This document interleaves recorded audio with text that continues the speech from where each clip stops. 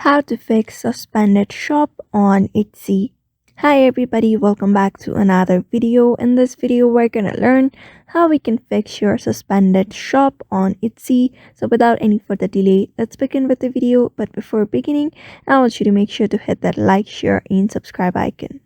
So the very first thing is you need to open up your browser and simply go to your account settings of the Etsy website. After that, you just need to follow some steps. So in order to file an appeal for a permanently suspended account, you need to file an appeal first.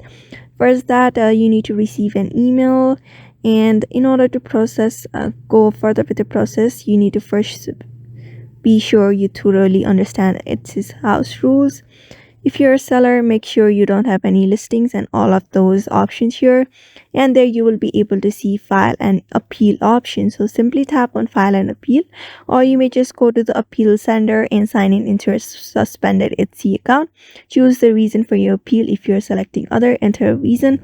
Add any actions you have taken to address the issue that caused the suspension, and tap on choose submit appeal.